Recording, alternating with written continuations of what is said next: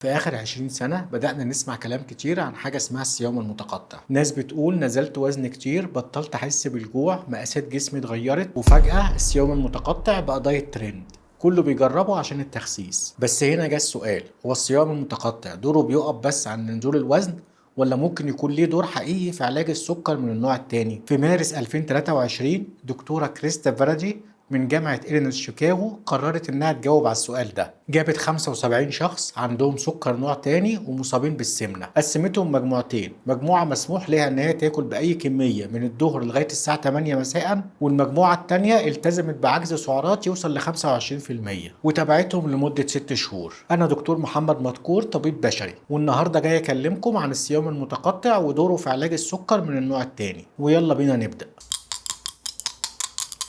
في البداية احنا محتاجين نفهم ايه هو مرض السكر من النوع التاني وازاي بيحصل. تخيل انك قاعد في بيتك، كل لما تجوع بتنزل تشتري اكل وتقعد تاكل لغاية ما تشبع، وبقية الاكل تحطه في التلاجة، وهكذا كل يوم لغاية ما التلاجة اتملت وما بقاش فيها مكان. هنا انت هتبدأ تنقل الاكل للفريزر عشان تفضي مكان وتقدر تشيل اكل اكتر، لغاية لما الفريزر كمان يتملى. هنا هيبدأ باقي الأكل يملى الشقة عندك ويبوظ وريحته تقلب المكان كله. وده تقريبا وصف مبسط للي بيحصل في السكر من النوع التاني. انت بتجوع بتبدأ تاكل بكميات أكبر بكتير من اللي جسمك محتاجها. الأكل ده كله بيتحول لسكر جوه دمك، خلايا جسمك تبدأ تسحب اللي هي محتاجاه، الزيادة تبدأ تتحول للتلاجة، وتلاجة جسمنا هي مخازن الجليكوجين في الكبد والعضلات. وطبعا انت لسه بتاكل، مخازن الجليكوجين تتملى ويبدأ الجسم يحول الزيادة للفريزر، والفريزر هنا هي مخازن الدهون. وطالما احنا لسه بناكل تبدأ الدهون تزيد وتتجمع في اماكن المفروض انها ما تتخزنش فيها. الدهون هنا بتبدأ تتجمع جوه البطن وتزود حاجة اسمها الدهون الحشوية. كمان بتبدأ تتجمع جوه الكبد وتعمل الكبد الدهني، تتجمع حوالين البنكرياس وبقية الأعضاء الحيوية. وأكيد أنت لسه مستمر في الأكل. خلايا جسمنا مع تعرضها لكل كميات السكر ديت، ومع ارتفاع الأنسولين اللي عايز يدخل السكر ده جوه الخلايا بأي شكل، تبدأ خلايا جسمنا اللي مش قادرة تتعامل مع كل كميات السكر ديت إن هي تقاوم الأنسولين وترفض الاستجابة ليه. وهنا احنا نبقى وصلنا لمرحلة ما قبل السكري. وطبعا احنا لسه بناكل وبنضغط على خلايا الجسم وعلى الكبد وعلى البنكرياس لغاية ما نوصل لمرض السكر النوع التاني. ويبقى كده عشان نوقف كل ده ونلحق نفسنا، الحل ببساطة ان احنا نبطل اكل. يعني ايه نبطل اكل؟ يعني نصوم. خلينا نرجع بالزمن لورا شوية، قبل ما يبقى في سوبر ماركت ودليفري واكل وسناكس كل ساعتين او 3 ساعات. الانسان كان بياكل لما يلاقي اكل، ويصوم غصب عنه لساعات او ايام كمان. مفيش حد كان بيقول لازم نفطر اول ما نصحى الصبح ولازم ناكل قبل ما ننام. يعني الصيام مش اختراع جديد، ده الوضع الطبيعي اللي ربنا خلق جسم البني آدم عليه. مش صدفة إن الصيام موجود في الإسلام وفي المسيحية وفي اليهودية وفي ديانات تانية كتير. الناس زمان لاحظت إن الصيام بينظف الجسم ويهدي الشهية ويخلي الإنسان أخف وأنشط، لغاية لما وصلنا لفترة من 2007 ل 2010 ظهر اسم مارتن بيركان. ده راجل مدرب تغذية ومش طبيب، لكنه كان عبقري في التبسيط. هو اللي نشر نظام 16 ساعة صيام و8 ساعات أكل، وأثبت بيه إنك ممكن تصوم وتتمرن وتحافظ على عضلاتك. ومن هنا الصيام المتقطع بدأ ينتشر عالميا. تمام، يبقى نعمل ايه عشان نطبق نظام الصيام المتقطع؟ خلينا متفقين ان في انواع كتير من الصيام المتقطع، لكن اللي هنتكلم عنه النهارده ونشرحه هو نظام 16/8. ده اكتر نوع منتشر واكتر نوع اتعمل عليه تجارب، وكمان هو اكتر نوع اثبت امان مع مرضى السكر من النوع التاني. الخطوة الاولى والاهم انك لازم تتكلم مع طبيبك. لازم تكون عارف ان الادويه اللي بتتوصف لك، لو كنت بتاخد ادويه،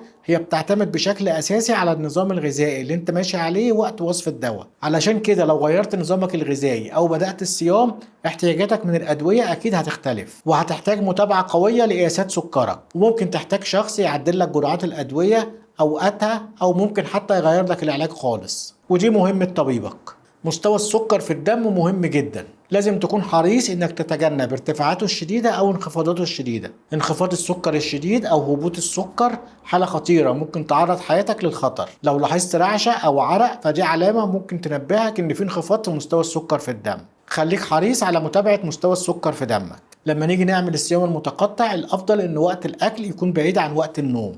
لو انت بتصحى من الساعة 8 الصبح وبتنام على 12 بالليل، يبقى افضل وقت للصيام من 12 الظهر لغاية 8 مساء، ودي هتكون الفترة اللي الاكل فيها مسموح. تاكل زي ما انت عايز، اكل صحي، يعني خبز اسمر، رز بني، شوفان، حبوب كاملة. طبعا هنتجنب تماما السكريات والاكلات السريعه الغير صحيه. نحاول ناكل كمان بروتين عالي الجوده زي اللحم والدجاج والسمك والبيض والجبنه الطبيعيه، البقوليات كمان، ما ننساش الخضار والالياف. كمان دهون صحية زي زيت الزيتون والزبدة الطبيعية والأفوكاتو وزيت جوز الهند. ونيجي بقى لفترة الصيام، وهنا كل المشروبات اللي بدون سكر مسموحة ليك زي القهوة والشاي واليانسون والنعناع. كل المشروبات الخالية من السعرات بدون أي سكر مضاف مسموحة ليك. وطبعا اللبن مش مسموح أثناء الصيام. كمان المحليات الخالية من السعرات زي الاستيفيا والأسبرتام ممنوعة تماما أثناء فترة الصيام.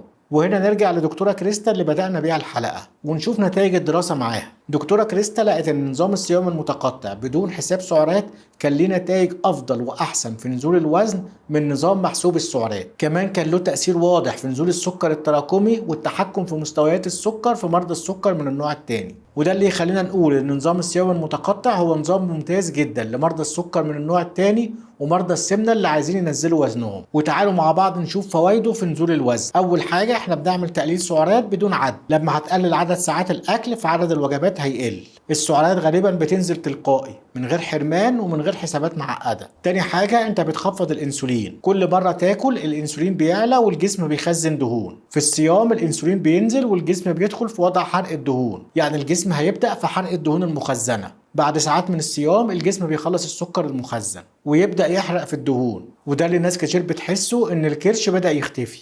كمان تنظيم الشهية، مع الوقت هرمون الجوع بيبدأ يقل، الرغبة في الأكل بتقل، مش لانك بتقاوم لكن لان جسمك بدأ ينظم نفسه من جوه. وتعال نشوف اهمية الصيام المتقطع مع مرضى السكر النوع الثاني، ودي اهم نقطة لان سكر النوع الثاني اساسه هو مقاومة الانسولين مش اكل السكر. ايه اللي بيحصل لما بناكل طول اليوم؟ انسولين عالي باستمرار، الخلايا مش بتسمع كلام الانسولين، السكر يعلى والوزن يزيد. الصيام المتقطع هيقلل عدد مرات افراز الانسولين، يدي الخلايا فرصة ترتاح، وكمان يزود حساسية الجسم للانسولين. مع الوقت سكر الصايم يتحسن والتراكمي ينزل، وبعض الناس بتبدأ تقلل جرعات الدواء طبعا تحت اشراف طبي. لازم ناخد بالنا ان الصيام المتقطع مش بديل للادوية، وكمان هو مش مناسب لكل الناس، خصوصا اللي بياخدوا انسولين او بياخدوا ادويه بتعمل هبوط في السكر. اي صيام لمريض السكر لازم يكون بالتدريج وبمتابعه طبيه. طيب في ناس كتير بتقول انا جربت الصيام وما جابش نتيجه. غالبا بيكون بسبب اول حاجه اكلات غير صحيه في الوقت اللي مسموح لنا فيه بالاكل،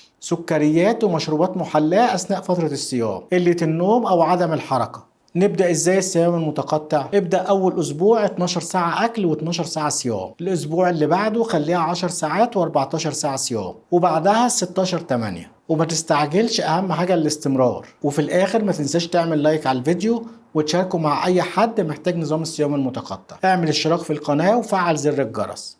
والسلام عليكم ورحمة الله وبركاته.